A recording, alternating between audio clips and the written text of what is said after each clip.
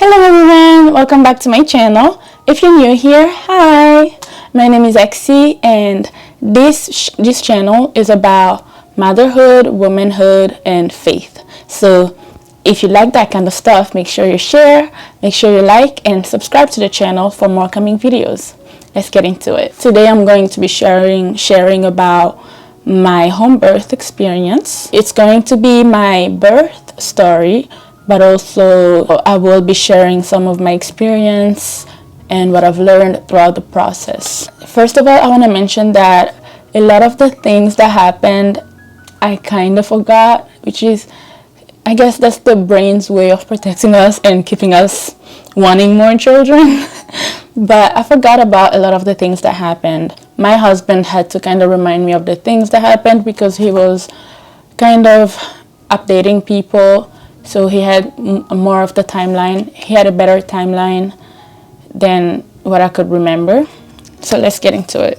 Okay, so my baby was born on a Monday, and my labor started on Sunday night. On Saturday, I had some contractions at night, and then Sunday morning I was doing good. I kind of thought that my Sunday contractions, when they started, I thought they were just gonna go away in the morning. I didn't actually think they were the real deal. I had worked out a lot with my sister-in-law. We were trying to get the baby out because he was late. So I ended up doing a lot of exercises, a lot of dancing, a lot of walking. So I was tired. And the night of that Sunday, around 6 p.m., as soon as my sister-in-law left, I lost my mucus plug. And after that, I started feeling very light contractions, very irregular. I didn't really know if it was the real deal, so I just didn't really pay attention to it that much. I tried sleeping, but I couldn't sleep because the contractions kept waking me up. So at that point, they were kind of getting a little bit more painful because they were keeping me from sleeping. So they were getting pretty bad, but not as bad as like the actual thing, but they were getting there. I couldn't sleep anymore, so I stayed up, and I think it was around 3 a.m. I woke up my husband and I told him that I couldn't take it anymore, and I wanted to call the midwives.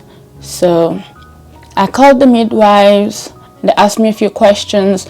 The contractions were still pretty bad, so that's why I thought it was time. So I called them. They came at 3 a.m. and they checked me. I wasn't even dilated. I had no idea what was coming because I thought that was the pain, the actual thing, but it wasn't it. So, and they gave me Benadryl to help me sleep.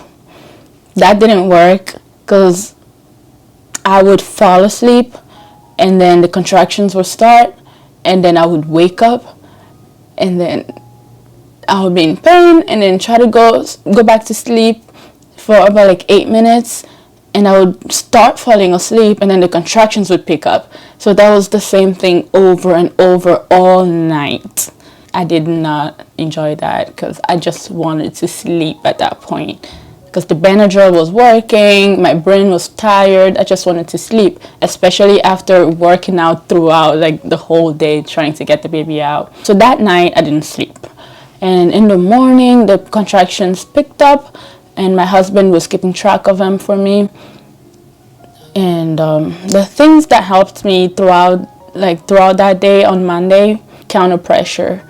So my husband applied counter pressure every time I was in labor because I was having back labor. I did not know that until my midwives mentioned it. I was having back labor, so the counter pressure really, really helped.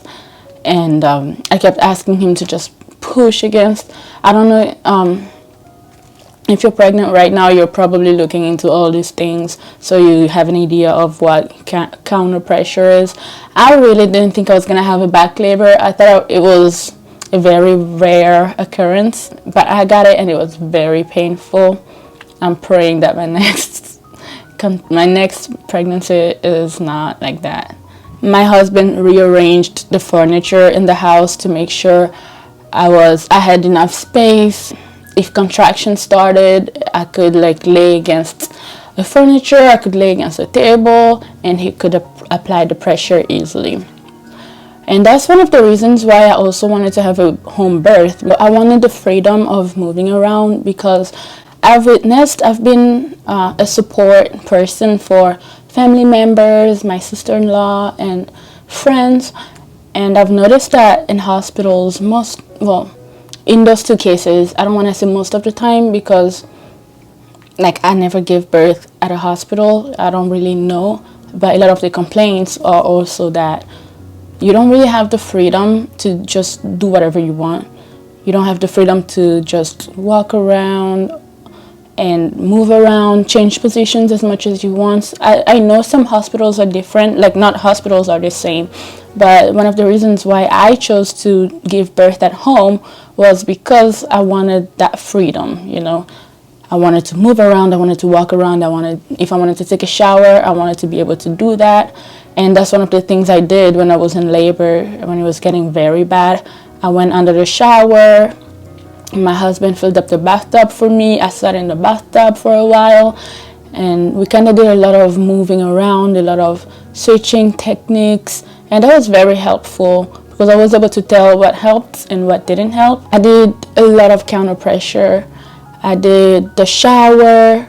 I did bathtub, laboring in the bathtub. That was nice, but at some point I just got tired of it. And then I did the shower. I think that another thing that helped me a lot was being able to move positions. Like I said, being able to move around and be able to lay back down when I was tired. The bouncing ball didn't really help as much because I could feel the pressure, and I just didn't want to really like sit down anymore at that point. And that was still like morning of Monday all the way to afternoon. Around 1 p.m. my husband was the one keeping track of the contractions at that point because I just couldn't do it anymore. And he called the midwives. So they came in, checked me, and I was about 2 centimeters dilated. So it was going very slowly, but the pain was unbearable at that point. My husband tried feeding me, and the Benadryl was still working too at that point. So I was still sleepy, and my husband was trying to feed me. I had some food that my family brought over. Make sure you have some food to eat if you're gonna have birth at home. Sometimes in hospitals, they don't allow food. I'm not 100% sure, but if you're having an epidural, sometimes they don't allow food. They only allow drinks, clear drinks like water or apple juice, I think. I was advised to eat food that had a lot of proteins because I was going to need energy during the process. And my husband fixed a plate for me of rice and beans because I really love rice and beans. And I tried eating. I ate for a little bit and then I threw up.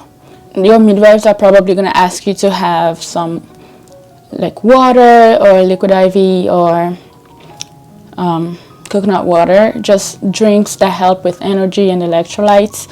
So I had coconut water and just regular water. I had a lot of coconut water, so that's what I drank throughout this process. I didn't have any food in my system at that point. I only wanted liquids, only wanted water and coconut water.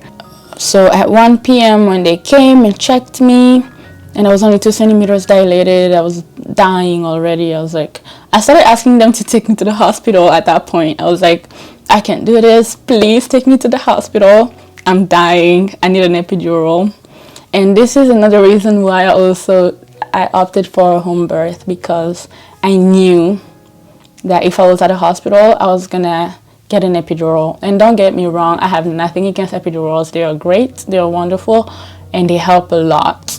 So if I was at a hospital, I was definitely going to get an epidural. Because why not? Like, it's there, it's available.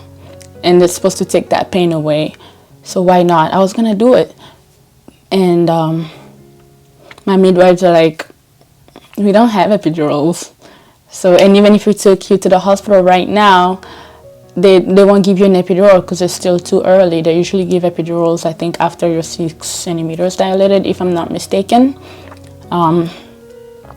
So it was still very early, and I was already like done.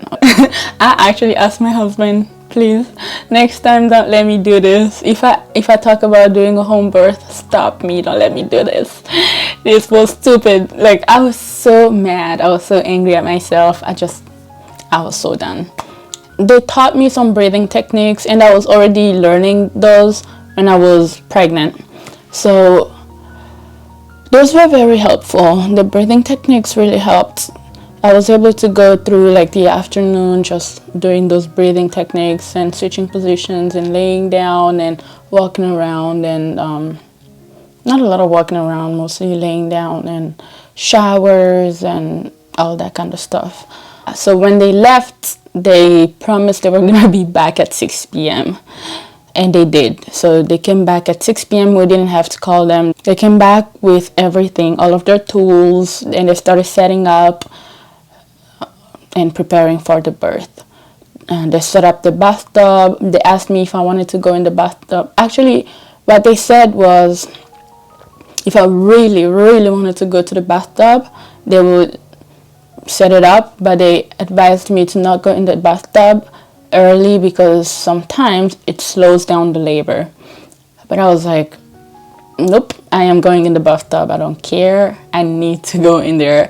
The only reason why I opt for this was so I could labor in the bathtub too. So they set up the bathtub for me, and I went in there and sat there, and it was very helpful. It was calming. It was good. And then the positions that helped me when I was in the bathtub was being on my knees and just being able to sit down because it's squishy, so you don't feel a lot of pressure. I didn't sit a lot in the bathtub. Mostly I was on my knees. And I was just, guys, on YouTube when I was looking up home birth and stuff, I heard a lot of positive stories, a lot of very quick births, a lot of calm births, fast births. I thought mine was gonna be like that. I thought mine was gonna be like that too. I thought I was gonna have quick birth, calm, and just wonderful experience. And don't get me wrong, my experience was good, and I will do it again. I will do a home birth again. But guys, you might not have the same experience as the videos on YouTube.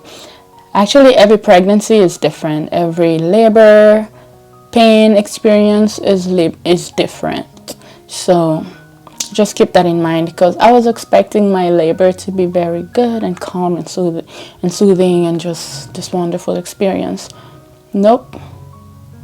It was terrible, okay? It was painful. It was the worst pain I've ever felt in my whole life, okay? It was bad. It was terrible. I felt like, okay, I'm gonna try to describe the contractions and all of that, because I was having back contractions. It felt like someone was, I want to say, tightening a belt very tight, like someone was trying to break me in half with a belt. But then when the baby was very low and ready to come out, I swear I felt like someone was pulling my two legs apart, like they were breaking me in half. That's how it felt. Like my pelvis was just breaking. Okay, it's just coming apart. And I'm sorry, I'm not trying to scare you. I'm just kind of trying to tell you that you might not have the most beautiful, calming labor experience. And that was me. I actually asked my midwives, because I just couldn't believe how bad it was. I asked my midwives why me, because I kept seeing all these videos of this beautiful, very quick labor. Why me? Why did I have such a long labor? Why did it have to be so painful? Why did I have to get the back labor? And my midwife was just like, you know, it happens. Like someone has to have that, I guess. But yeah. So just be prepared. have all the pain relief things you think you might need. A lot of people do the comb. I bought a comb and then I lost it, so I couldn't find it when I was prepping for my labor, and I just didn't use it. But I know a lot of people say that helps a lot, and there are a lot of things you can do. Breathing was a good thing, a big thing for me, and the counter pressure for you, it might be something else. So do your research, look into the pain management tools. But I am praying that your labor is quick and fast and very easy. So around 8 p.m. ish, I asked them to put me in the bathtub. So they walked me to the bathtub, and I was in there, labored in there for a while. My midwives were great because I didn't have any doula. My husband was my doula, and the midwives as well. There were 3 of them. One of them was helping me. She was kind of playing the doula part, and all of them were actually helping me. They were kind of taking turns, and I grabbed them, I squeezed their hands. I did a lot. Like at that point I didn't know what I was doing anymore. And they were guiding me through the process. They were guiding me through the breathing. And they were just so good. They were wonderful. They also played hypnobirthing in the background. I had a playlist prepared for my labor. I didn't use it. At that point, I did not care anymore what was going on. I just wanted the baby out. Around 9:30, they told me my water broke. So after my water broke, and I could finally like feel the baby going down, and the pressure was unbearable at that point. I did a lot of grunting as well. At that point, you can't really control what's going on.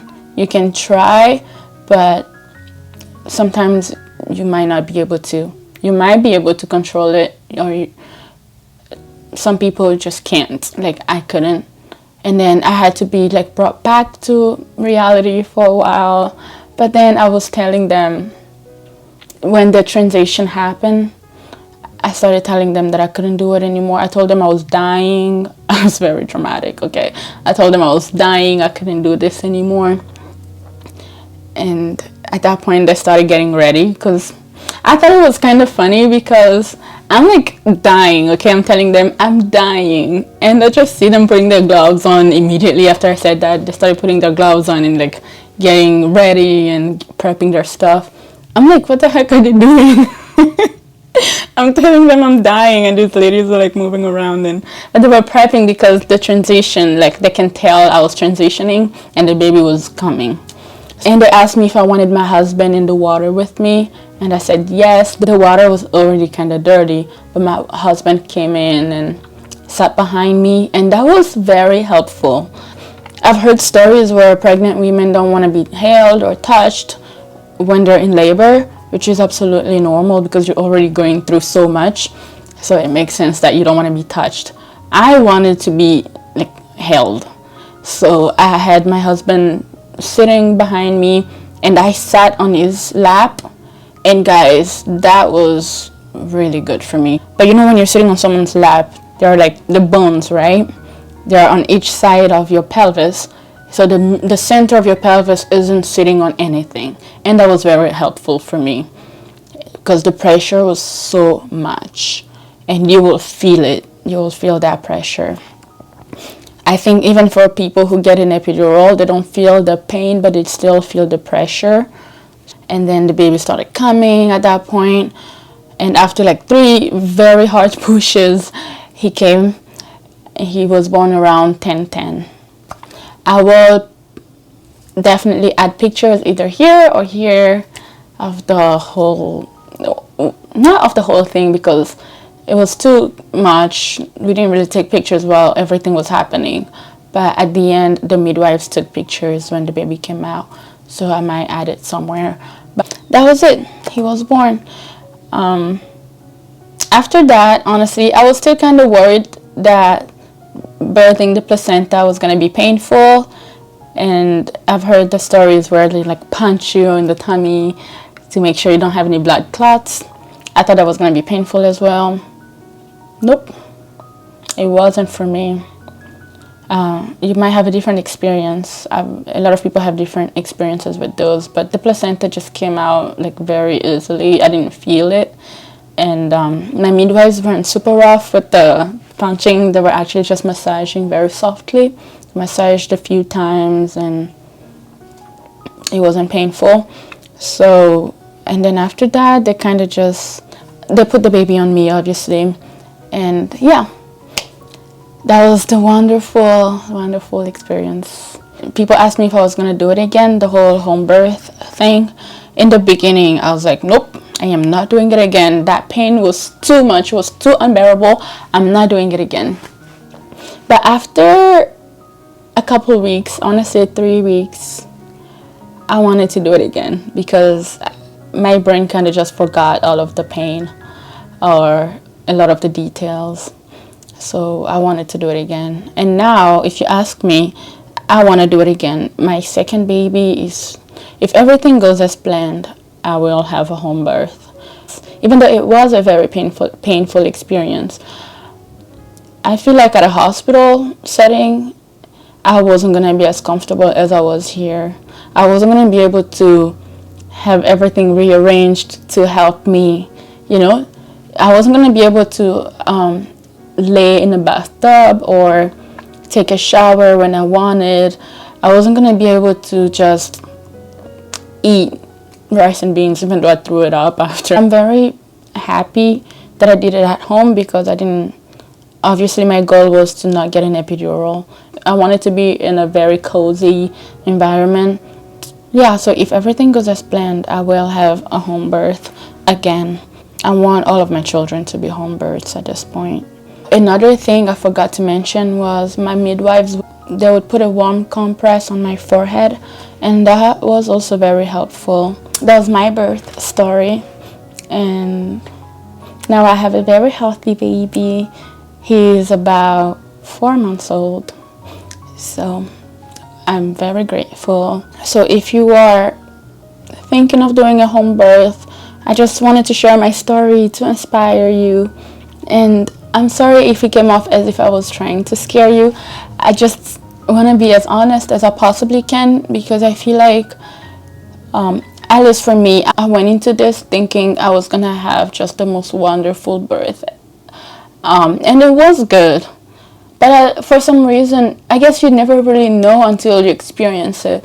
But the pain, nobody really talked about it, you know, in those videos that I watched. And I'm sure some women actually talked about it, but I don't know why I was so delusional. I thought my birth was just going to be this wonderful experience. And I don't want to call it delusional. I think it was mostly just I was optimistic. I wanted to have a positive experience. And a lot of women do have a positive, very beautiful, soft, fast, easy labor. A lot of women do. Why not me, you know? Why not you? You might have that experience. And that's my prayer for you, actually. I want you to have that experience. Even if it's not what you expected. At the end of the day, you have your baby and is healthy and you are healthy. And that's all that matters.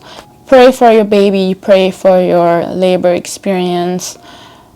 God is with you, whether you have a painful labor, whether you have a very long labor or not, whether you actually decide to give birth at the hospital. This video is not about me trying to convince you to have a home birth. It's just about my experience with a home birth. I've never had a hospital birth. I've heard a lot of birth stories in hospitals with epidurals that went very good, and they were very easy and very fast and very enjoyable. I'm just sharing my experience, especially if you are considering having a home birth. Thank you for being here. Thank you for watching this video. Thank you for liking and sharing and subscribing to the channel. Make sure you check out my other videos about motherhood and being a stay-at-home mom and just life in general and womanhood. And thank you for being here. I'll see you in my next video. Bye.